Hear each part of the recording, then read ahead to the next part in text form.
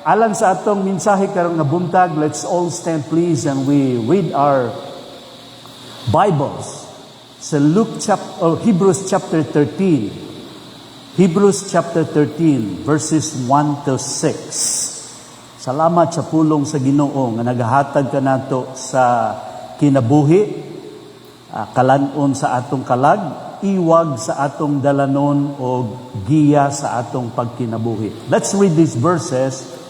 Responsibly, ako mag-una, kamo magtubag sa Hebrews chapter 13, verses 1 to 6. Ako nagabasa sa English Standard Version. You respond verse 2, hangtod verse 6, atong basahon ang pulong sa Ginoo. Verse 1, let brotherly love continue. Verse 2,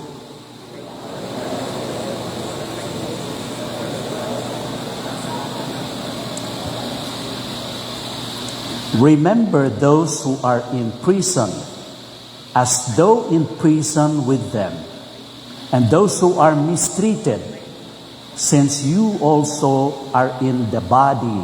Verse 4.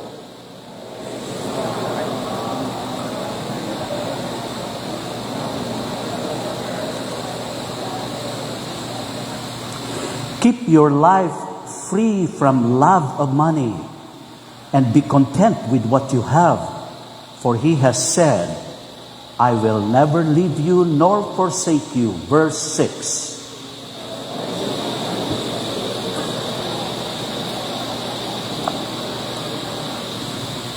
Ang Ginoo magapanalangin sa iyang pulong. Let's bow our heads so magaampo kita mga igsuon.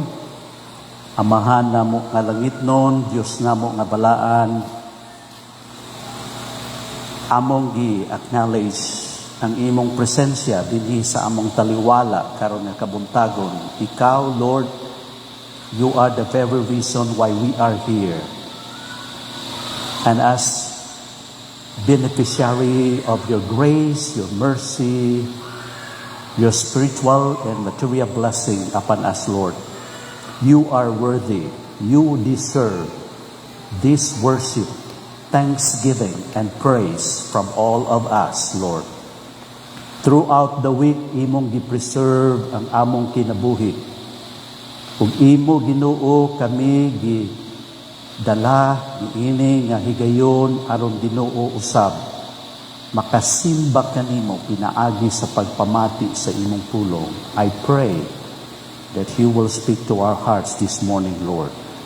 Use your servant as he imparts the message that you have laid in his heart, Heavenly Father.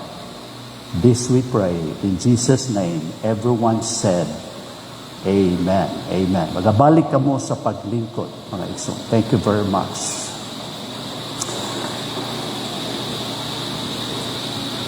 One of the greatest events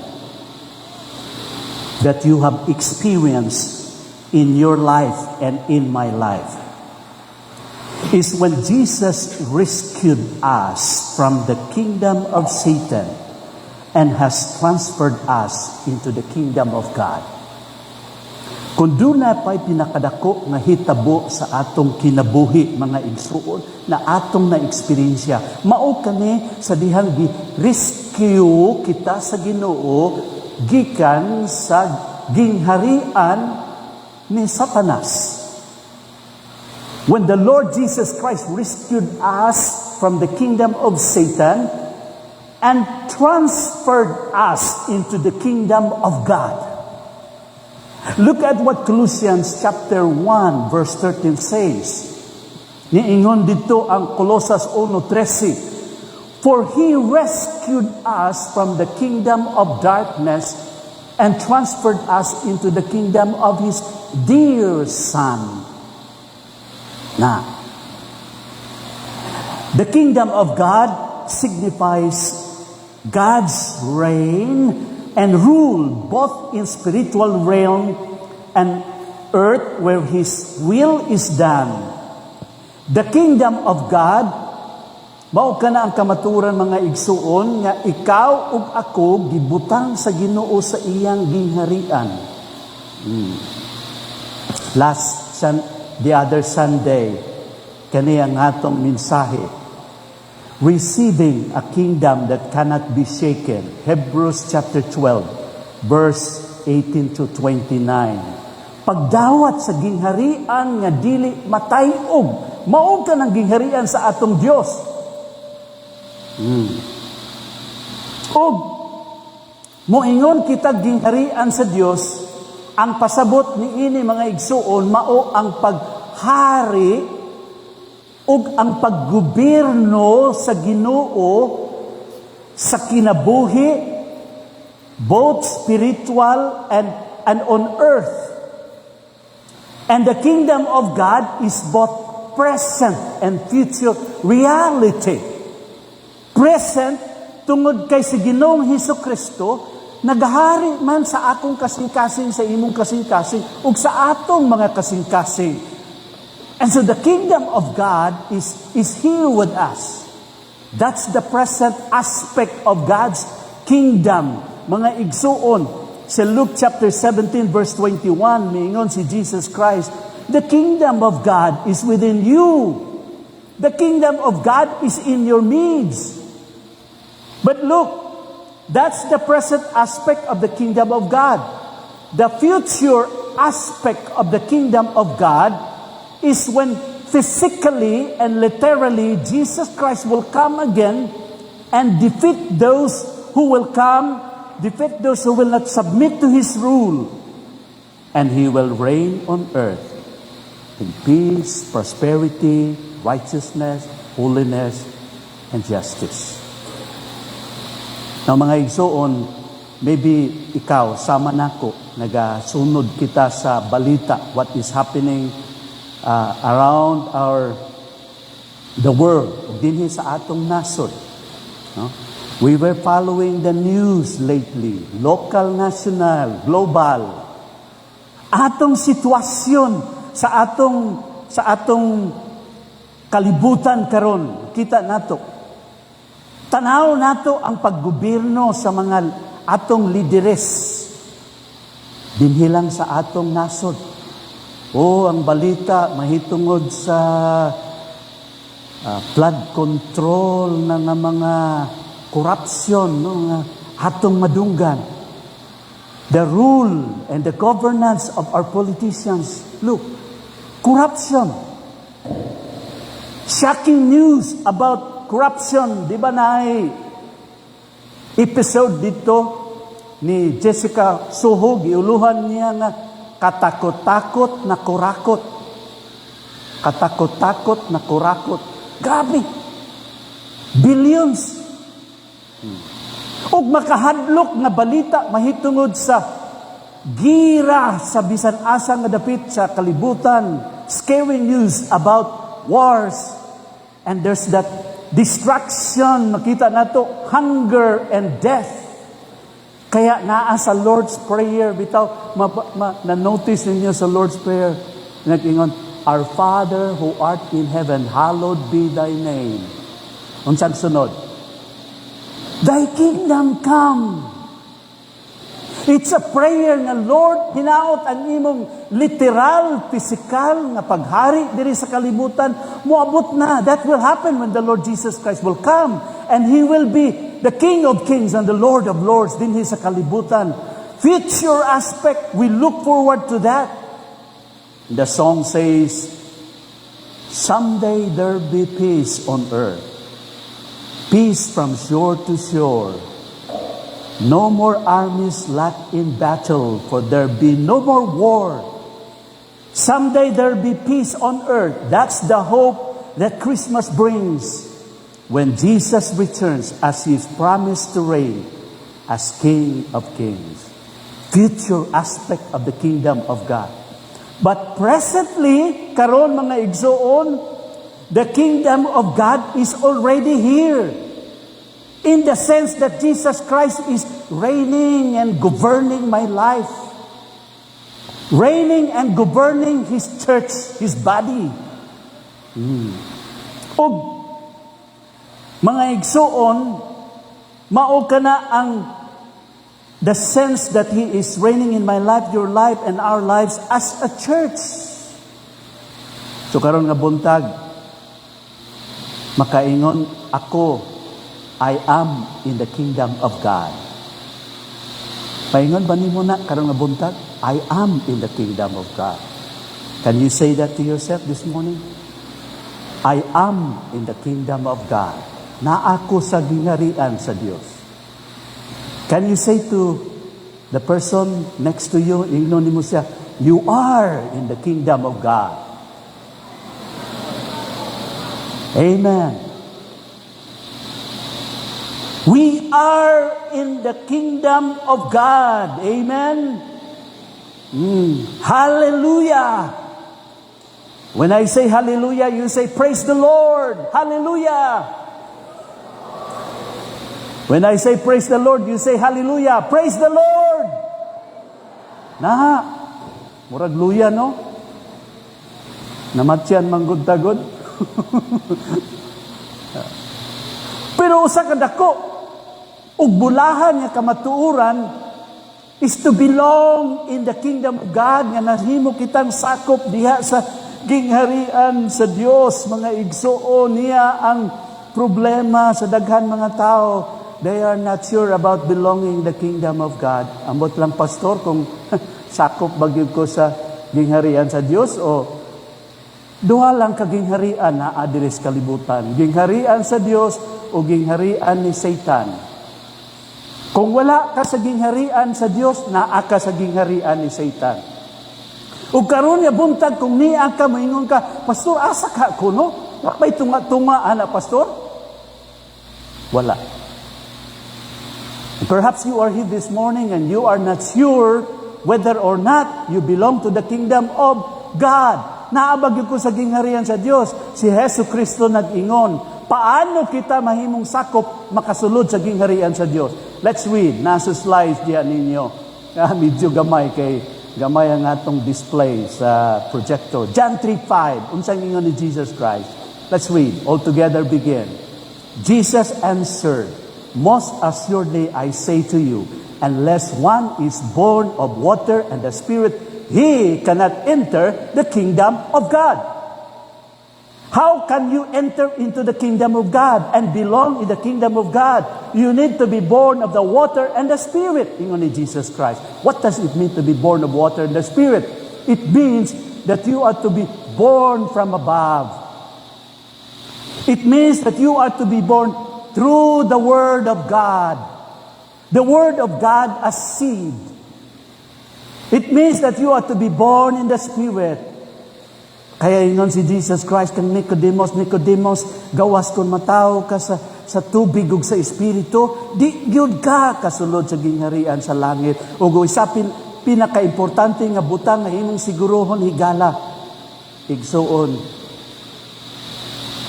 na ikaw nakahibalo nga ako naa na sa gingharian sa Dios. Amen. That I am in the kingdom of God. Karon dunay mga Kristohanon nga naa na sa gingharian sa Dios. Pero di nila nahibalan o di sila nagkinabuhi sa kinabuhi angay in the kingdom of God. It's just like this. No? Mga Pilipino kita. Pero mga tumog Amerika, lahi na sad ang inyong dagan sa kinabuhi, di ba? Di na siguro ka mangita ginamos dito og bulan. In English na imong sinultihan. Ang mga balaod sa Amerika na imong sundon. Nan ikaw ug ako ingon nga Kristohanon naa sa gingharian sa Dios apan wa ta nagkinabuhi takos ug haom sa mga katawhan nga naa sa gingharian sa Dios. Mauna ang mensahe karon nga buntag. The message of our text this morning is this, that each believer must understand that his life, beginning at conversion, has been transferred into the kingdom of God, and therefrom must live a life worthy of the kingdom of God. Matag usa ka nato nga dapat nato masabtan nga atong kinabuhi gikan sa atong pagkaluwas diha kang Ginoong Hesukristo. Gitransfer na kita sa Ginoo sa iyang gingharian. O gikan niya na magkinabuhi kita takos sa gingharian sa Dios. Mao ni ang mensahe karon nga buntag mga igsuon. And real Christian have changes ongoing in his life. Ay na. So wa pa ka kang Ginoong Hesukristo, dito ka pa sa gingharian sa kangit-ngit. Gingharian sa yawa, lahi ang imong gawi. Karon nga niya ka na sa gingharian sa Dios, imong pagkinabuhi adunay kabag-uhan, dunay kausaban. There has been a great change. Ingon pa sa kanta, the things I used to do, I do it no more. Ingon sa kanta, that the words that I say, the words that I used to say, I say it no more. Doon na nay kabag-uhan, mga igsuon, ang mga daan, mga butang nangagi na. And so, question this morning is this: how should you live your life in the kingdom of God? I believe ang chapter 13 naghisgot, naglista sa ato sa mga do's and don'ts sa pagkinabuhi sa mga katawhan sa Dios. Ingon nga naa na kita sa iyang gingharian. Mga praktikal nga mga butang, ingon sa Ginoo, kini buhaton ninyo, kini likayan ninyo. Ingon nga kamo nakadawat na sa gingharian sa Dios. That's in 12:28. And the writer of Hebrews was continuing here his thought. Unsa ang atong pagkinabuhi diya sa gingharian sa Dios? How should you live your life in the kingdom of God? Number 1, by loving the brethren. Paghigugma sa imong isig kakristohanon. Unsang ingon sa verse 1, let brotherly love continue. Let brotherly love continue. Verse 1, ang word nga brotherly love comes from the word Philadelphia sa Griego, nga mao'y original nga lingwahe sa New Testament. Philadelphia, which means brotherly love, it refers to the love shared among siblings. Mao nang paghigugmaanay sa mga igsuon. In the Christian context, mga igsuon, kining brotherly love extends to the spiritual family of believers, emphasizing a deep familial bond. So dunay higot, bugkos, tali sa mga magtutuo sa mga katawhan sa Diyos. When you became a Christian, sa dihang nahimo kang Kristohanon, you receive a relationship. Nakadawat ka og relasyon, di ba? Sa diyang nahimo kang Kristohanon. Una, your relationship with the Lord Jesus Christ. That's personal. That's vertical.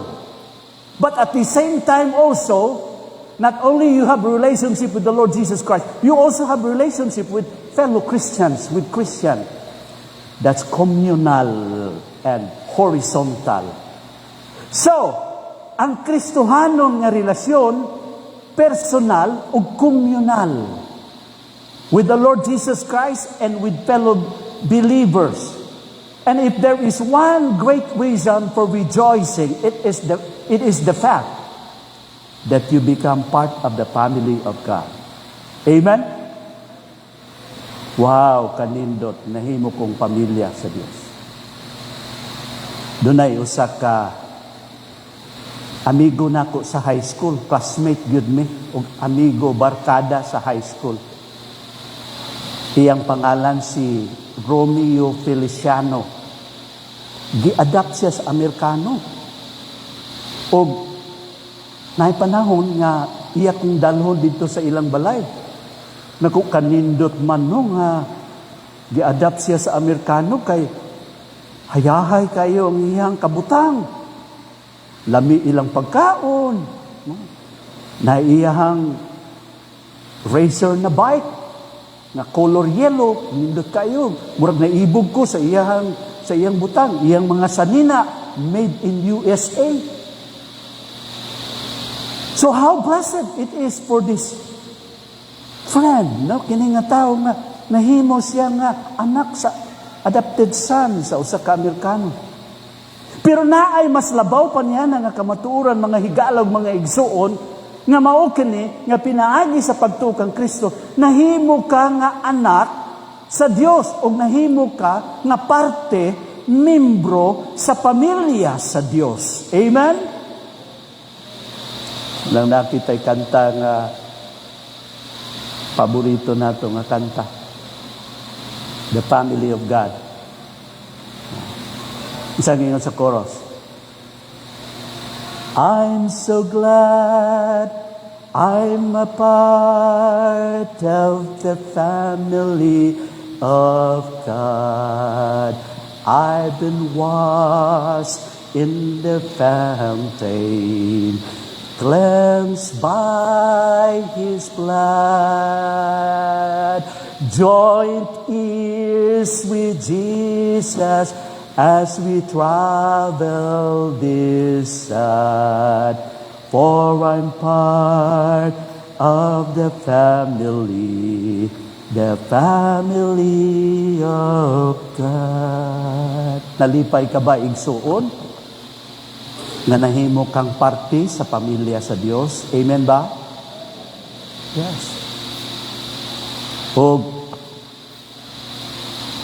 kung isa ingon nga Kristohanon, as a Christian, you should be a member of the church because the church is your spiritual family.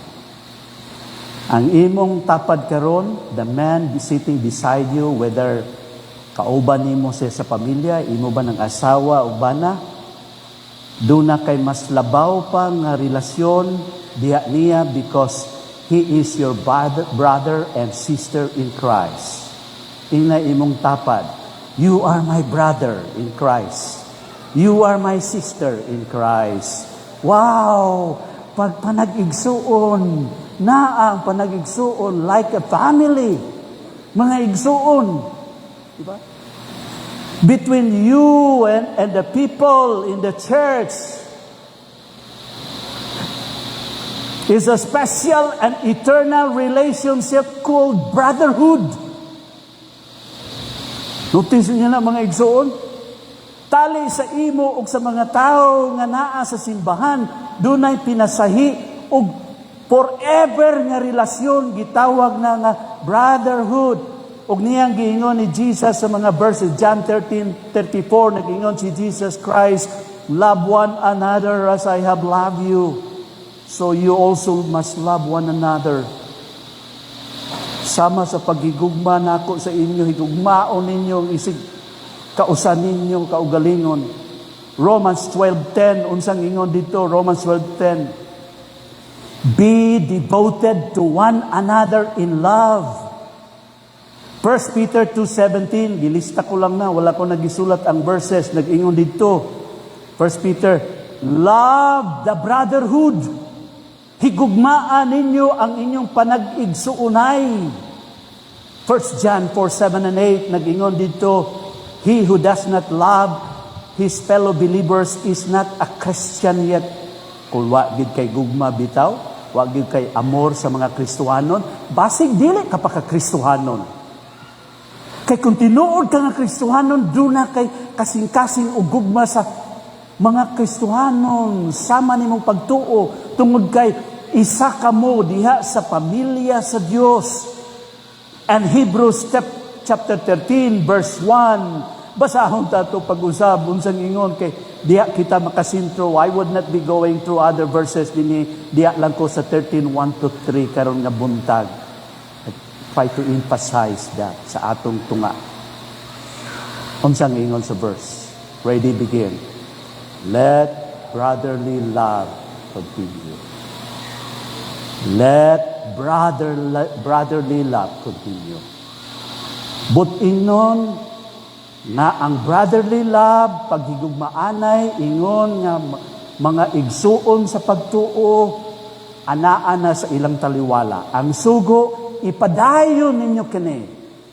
Kaya ang kamaturan mauni, ang gugma nato sa atong isig ka Kristohanon, usahay palong-palong, usahay bugnaw init, usahay tamis aslom. And the command is to continue. Ipadayon ang tamis, ipadayon ang init. Nga paghigugmaanan ninyo, ingon nga mga magtutuo. Can you imagine mga Kristohano, no? Our love to fellow believers must continue. Dili dapat muundang.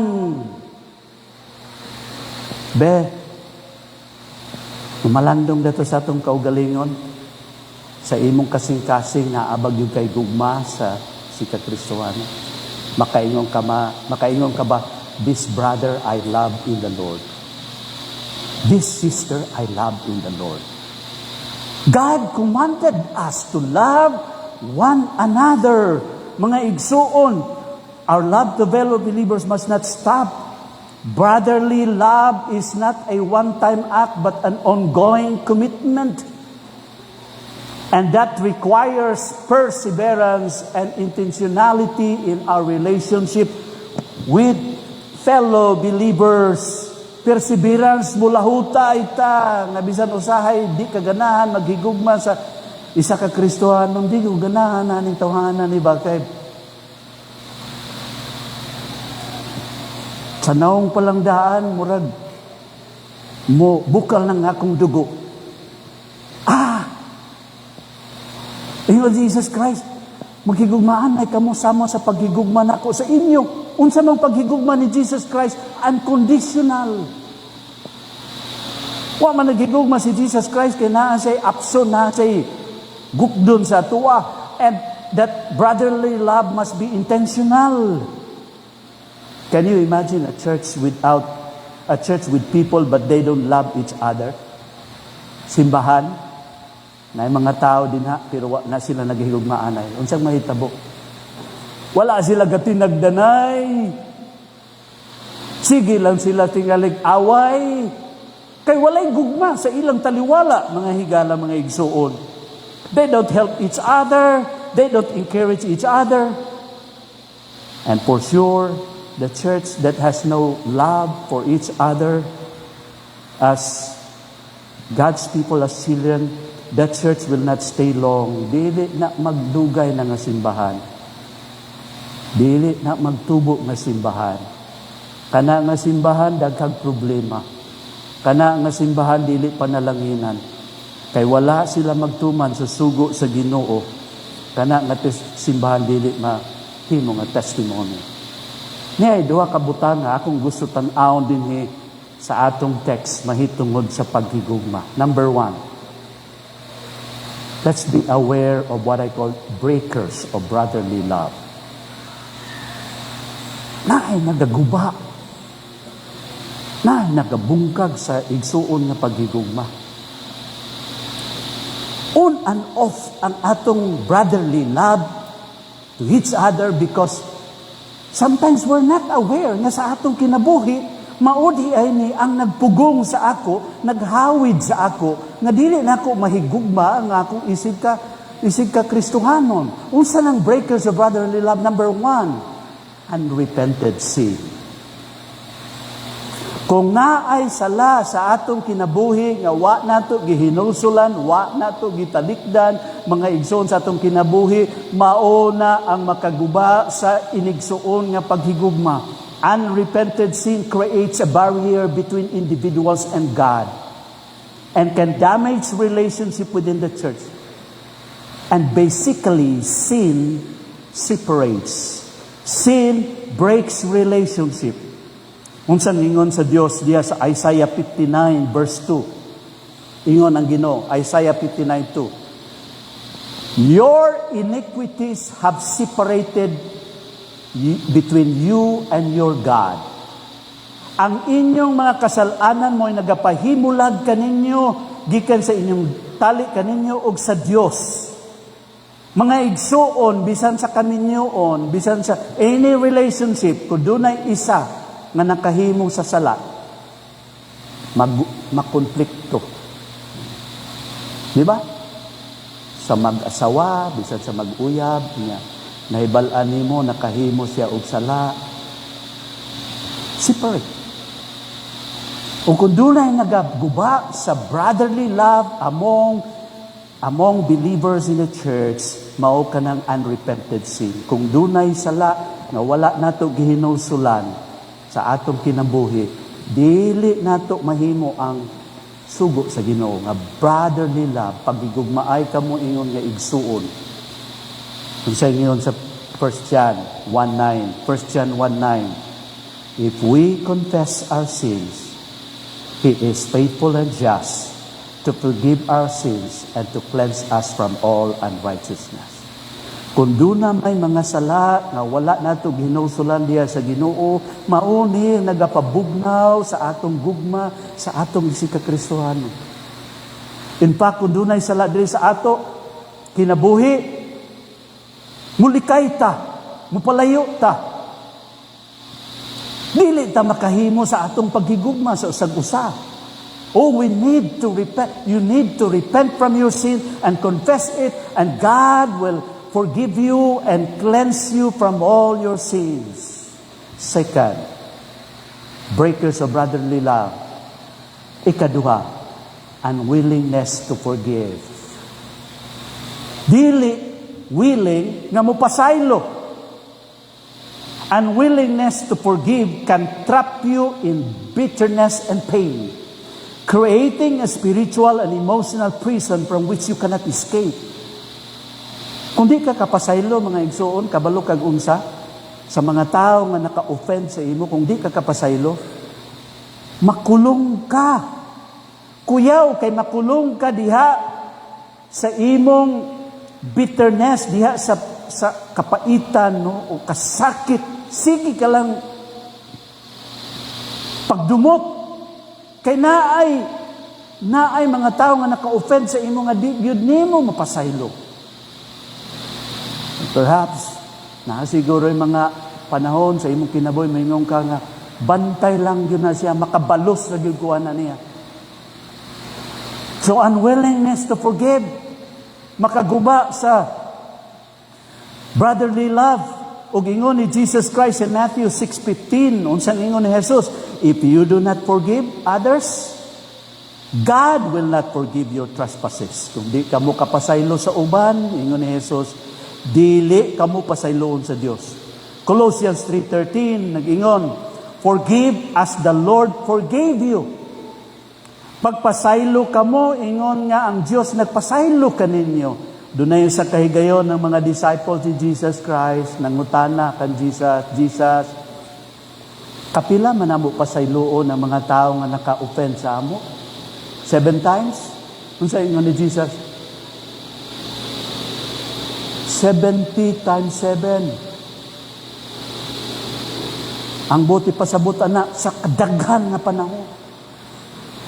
You know, when you were unwilling to forgive, because sometimes people will offend us, it will break relationship between brothers and sisters. Number 3, breakers of brotherly love. Differences and disagreements. Mga diferensya nato o mga disagreements.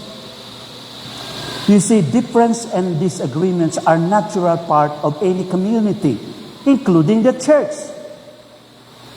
Differences and disagreements can stem from pride, differing perspective, nagkalay-lahi tag perspektibo, paglantaw sa kinabuhi, or a lack of love. And you know what? Maski ang mga spiritual giant diri sa Bible, particularly si Paul o si Barnabas, kabalo ba mo? Nagkakonflikto sila, nagkadiferensya sila kay si Barnabas, gusto niya nga dalhon si John Mark. Ingon si Paul, dili na nato nadalhon ng tao nga quitter ka nang quit, dili mo paday, dali na kay muundang. Dili na siya mapuslan kung muundang siya sa atong ministry nga or mission nga atong buhaton.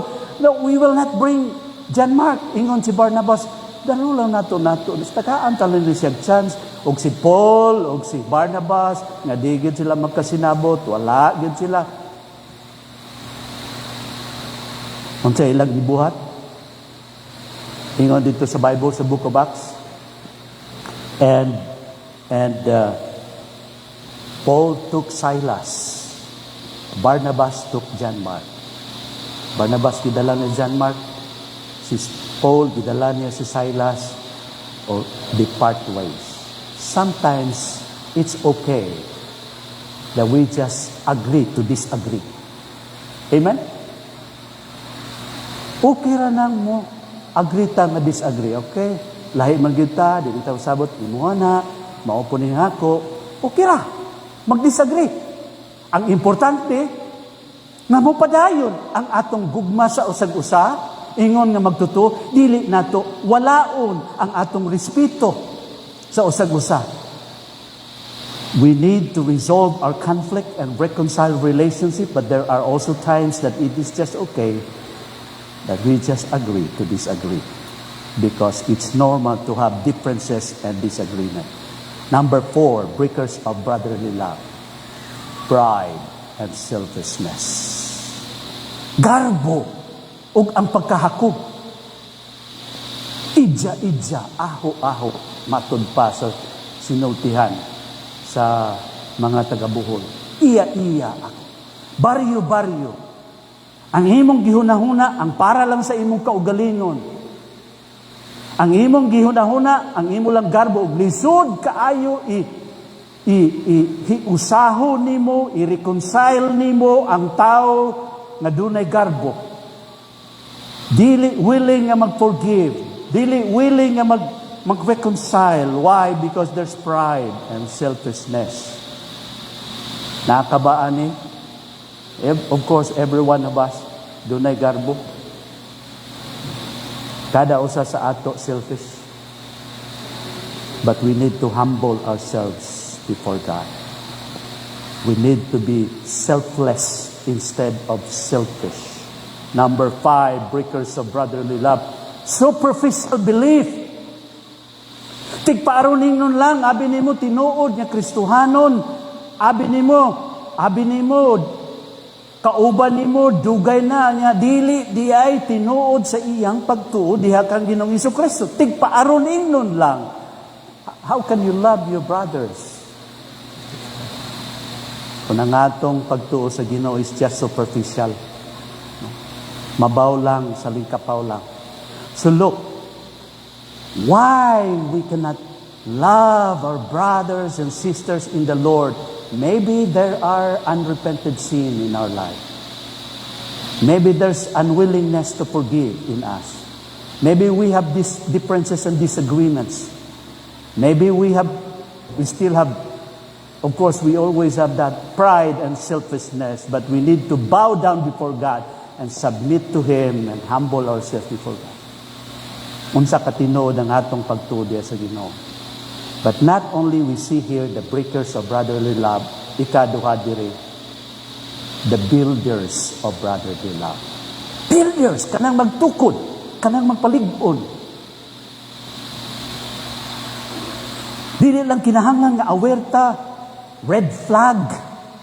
Bantayan nato. Kani nga mga butang, 5 ka butang, kay mao kani ang makabuak, makaguba sa relasyon, makakuha, makapalong sa inigsuon nga paghigugma, tun-an makita ko nato dinhi sa pulong sa Ginoo ang what builds brotherly love.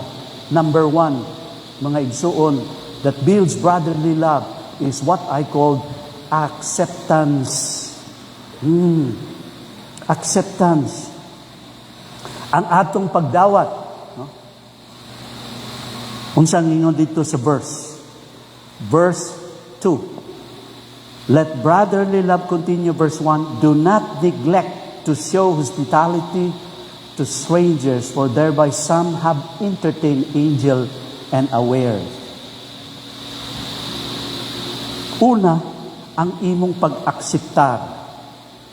Sa Romans 15:7, nag-ingon ng pulong sa Ginoo, we are to accept each other as Christ has accepted us. Kaning pulong nga accept or receive, gigamit sa Romans chapter 12, verse 7. Mauni ang pulong nga akong ginapangutana sa mga kaslunon. September na ako'y kaslon. Balo, namatay ng iyang bana. Atong igsuon sa bunawan niya. Muminyo na siya for second time. Ang bride and groom, ang pinaka-importante nga pangutana sa officiating ministry siya. Groom, dawaton ba nimo kaning babae? Will you accept or receive this woman to be your wedded wife? Maingon dayon ng groom, yes, I do. Nga ang bride po pangutanon nimo, bride, himo bang dawaton kining lalaki nga ingon imong pinakaslan nga bana? Yes, pastor. Si pagdawat. Ang kana nga pagdawat, mga igsuon, listen to this, paminawan. Mao ka ng klase nga pagdawat nato sa atong isip Kristohano. Ang pagdawat nimo sa usa ka sa imong bride, ug pagdawat nimo sa imong groom, kabalo kag unsa? Total acceptance. Ang buot ko ipasabot nga imo siyang gidawat package. Positive o negative, imong gidawat. Di man na maingon nga, dawaton lang nimo ang iyang pagka-gwapa, nga di nimo dawaton iyang pagkamaldita.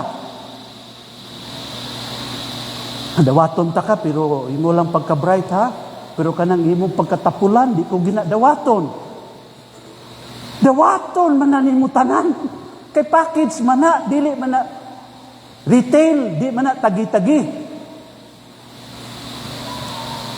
So dawato nimo ang imong Kristohanon, di ko ganahan na niya, baka ganahan ko na sa iya kay medyo maayo siya manulti, pero kanang iyang iyang pagka walay pasensya, di ginako madawat. Mga igsuon, ang bot ipasabot na ng dawat, dawato nimo ang tibuok.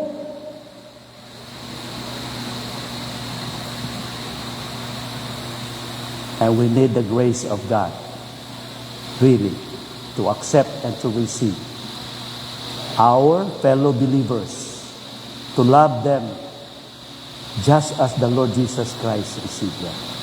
Let me go to the second here. You build brotherly love not only by acceptance, but also, secondly, by assistance.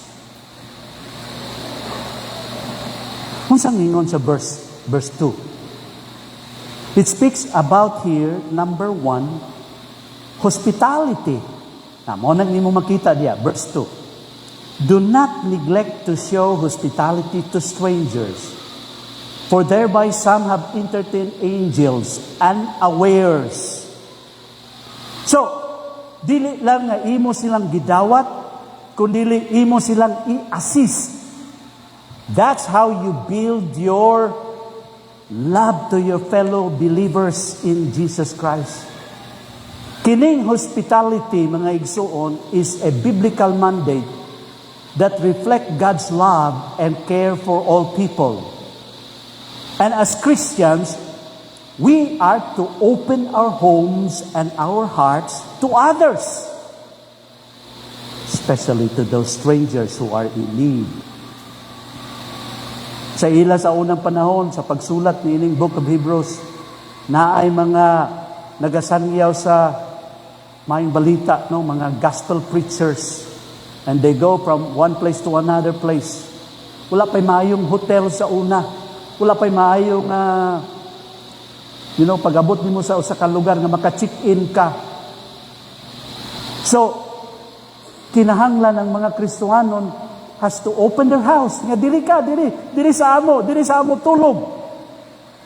Ug ipakaon nila, no? Mo nang but ipasabot diri sa verse 2. And you see, mga Kristohanon, kining hospitality, did you know, is an act of worship. Recognizing that in serving them, we serve Him. Hospitality can be practiced in many ways. Nung sa unsa nga paagi nga ma-practice nimong hospitality, From inviting someone into your home, di ba? Imbitahon ni mo, ali, dalita, dirita. Sa balay, ito kay magluto ko o katong pinakalami na luto nga akong mahibaluan. To offering a listening ear, maminaw lang ka sa usa ka Kristohanon, tingali sa iyang mga problema, offering a helping hand. It is about creating a welcoming environment where others feel valued and loved. Paghimo og environment, atmosphere, na ang mga strangers, ang mga bisita, nabati nila nga di-value sila o gihigugma sila. That's what we need dili sa atong simbahan. Pag nahatay bisita, kabalo mo, dunay isa ka pastor sa una na nagsimba diri sa ato, tingali wa mo kabalo, pero nag-ingon siya, sa ako, nadunggan ko, kaya ako may pastor, nadunggan ko. Unsa man ang inyong simbahan, di man tagdo ng bisita. Pero karon ginatagad na magyud nato, di ba? Kanang feel sila nga, welcome sila, givalue sila, gihigugma sila, oh brother, sister, salamat yun sa imong pag-ani. Na. Kadto ko sa ni Mrs. Sabi, 2 years or 3 years back, kadto mig Singapore, naabtan mig weekend dito, kay doon ay training akong giapilan sa expository preaching. Naabtan mig weekend, nangita mig simbahan. Katong simbahan nga among naapilan, mga Chinese, sagara, mga Insik, Malaysians. Second floor ang ilahang simbahan, sa second floor sa building. Join me. Ambot ko, doon ay mga Pilipino dito, pero sa nahibalo sila na bisita ni Mrs. niya taga Davao, di-assignan din isa ka tao, babae, na mo'y nag-entertain sa amo. Pagkahuman, ingon sila, Brad, pastor, kanang uban mo sa amo sa lunch. Kuy, di lang mi nga nakasimba mi, uban sa ila, kaya ba invite pag mi panihod to, murag naulaw ko ba?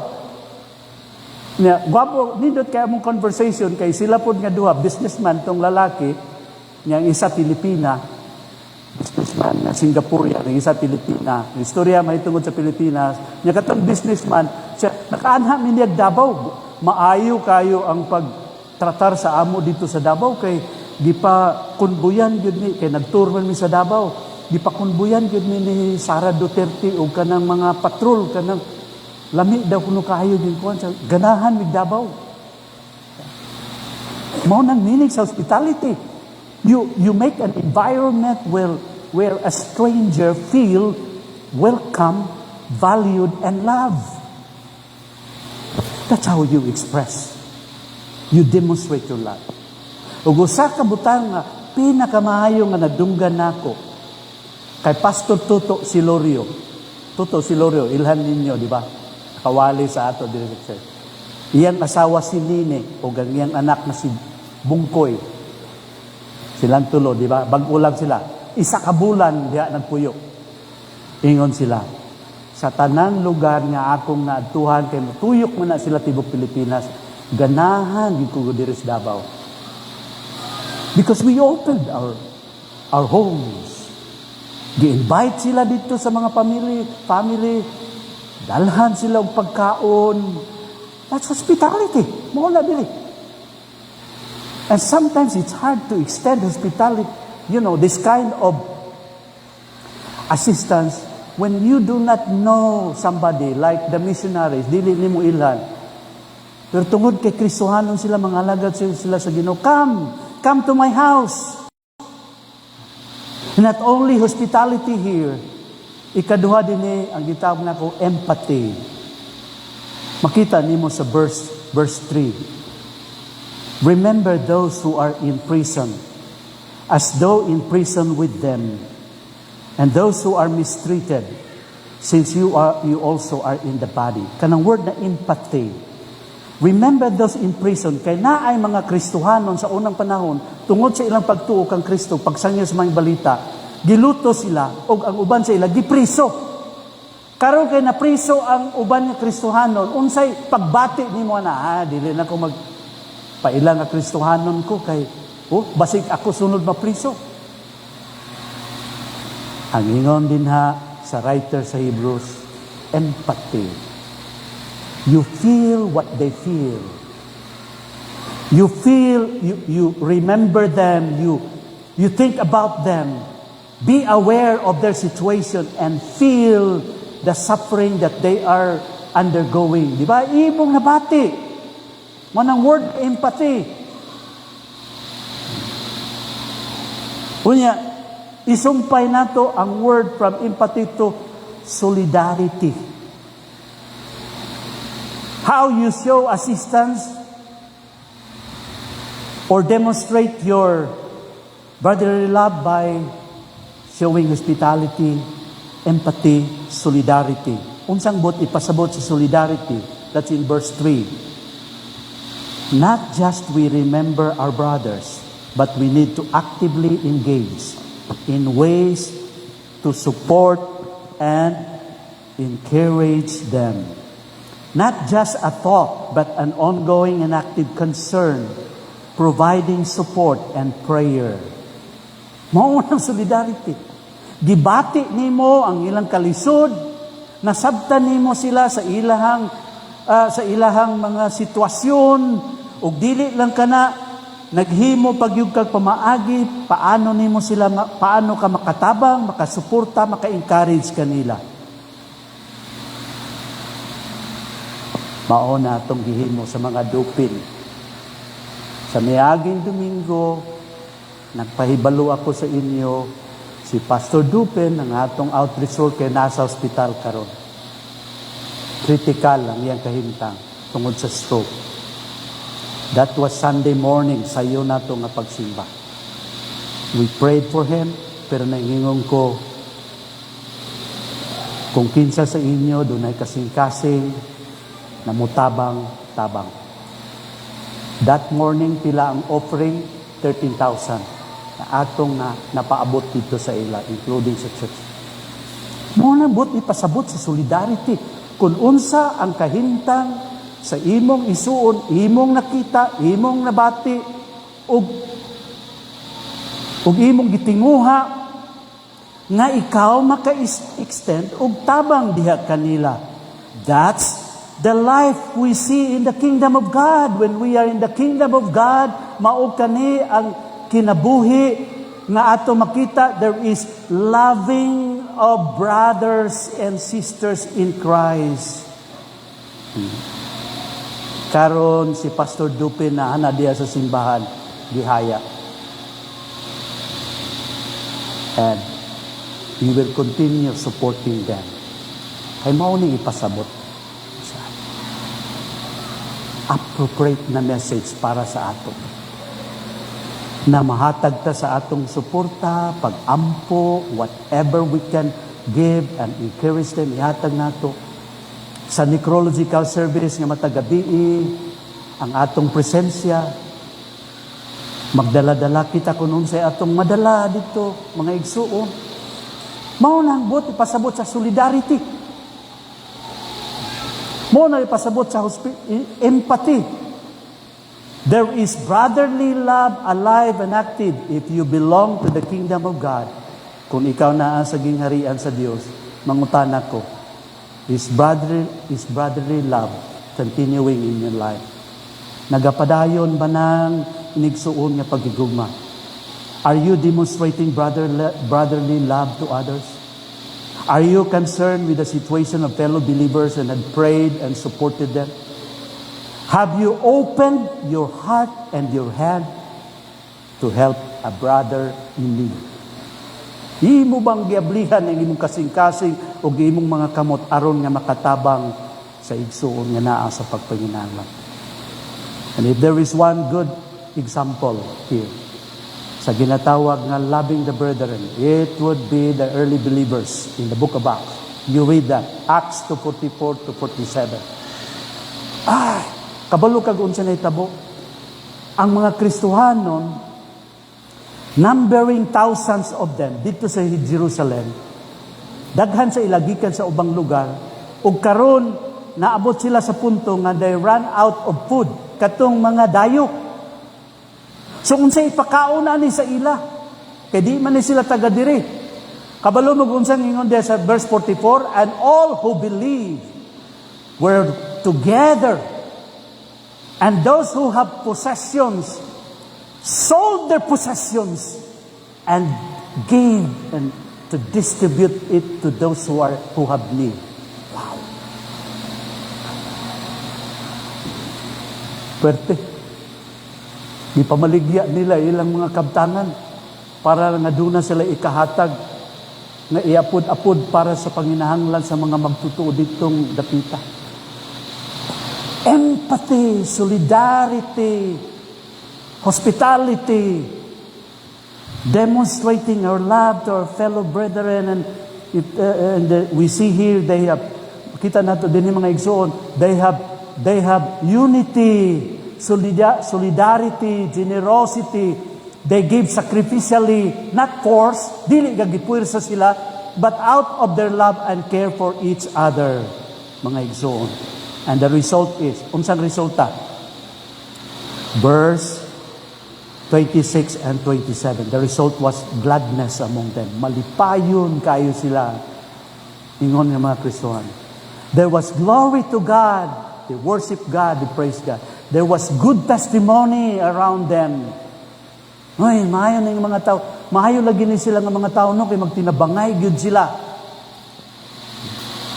Pero Baptist diri sa Davao sa unang panahon, pag ingon Baptist, ay kanang grupo nga sige lag-away, mag-business meeting, sige laglalis. Kalain na testimony. Pero kaning mga Kristohanon sa Jerusalem, they have favor before men. And they were blessed with growth in the church. I-bless sila sa Ginoo. Ang Ginoo mo'y nag-bless. Let brotherly love continue. Niya ang verse. Let's all stand please. We will end with this verse to wrap up our thoughts. 1 John 4:7 and 8. We read that verse all together. Ready? Begin. Beloved, let us love one another, for love is of God, and everyone that loveth is born of God, and knoweth God. He that loveth not, knoweth not God, for God is love. Kung wa ta naghigugma sa atong isig ka Kristohanon, wala tay paghigugma diri sa atong taliwala, basig wala gid ta kaila sa Dios. Kaya ang tinud-anay, kung naila ni mong Dios, ang Dios unsa siya? God is love. Na kanang verse. Chorus.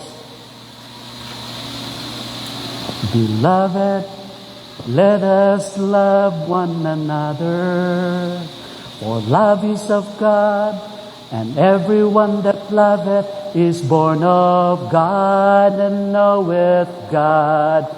He that loveth not, knoweth not God, for God is love. God is love. Beloved, let us love one another. 1 John 4:7 and 8. Let's sing the chorus again. Ready? Beloved, sing. Beloved, let us love one another. For love is of God, and everyone that loveth is born of God and knoweth God. He that loveth not, knoweth not God, for God is love. God is love. Beloved, let us love one another. 1 John 4:7 and 8. Our Father and our God, Lord, salamat nga you rescued us from the kingdom of Satan. You transferred us in the kingdom of God. Now that we are in the kingdom of God, Lord, you have taught us this morning, given us instruction how we live our lives in the kingdom of God. Pinakauna, Ginoo, nga among nakatunan kang nabuntag is in the kingdom of God, we need to love the brethren. Sometimes we just take that for granted, Heavenly Father. But that's what it's all about, Lord, being in the family of God. Ang among pagtuo, ang among pagkakristohanon is not only personal, but it is communal. We have fellow believers. And we thank you, Father God, for this precious relationship. I pray, Lord, that Faith Fundamental Baptist Church will continue in brotherly love, will grow and will flourish in the love for the brethren, not only in words, but in action, not only in attitude, but in action. And we open our hearts and our hands to assist, to sympathize, to be generous, Lord, to those who are in need. I pray that you will give us the grace to apply this truth. If anybody here, that Father God, na wala pa nakasiguro whether or not iyang kinabuhi, nada ba sa imong gingharian, walay paagi, Lord, na kami makasulod sa imong gingharian, gawas lamang sa pagtuo, pagsalig kang Ginoong Hesukristo. Siya ang mao magdala kanamo diha sa imong gingharian. I pray nga dawaton niya si Jesus Christ as His Lord and Savior. O iyang hinusulan ng mga sala. Lord, hinaot nga kami nga aware sa mga breakers of brotherly love, among likayan. O among i-practice what builds brotherly love among us. Bless your people now, even as we worship you, pinaagi sa mga offerings. For this we pray in Jesus' name. Everyone says, Amen. Amen.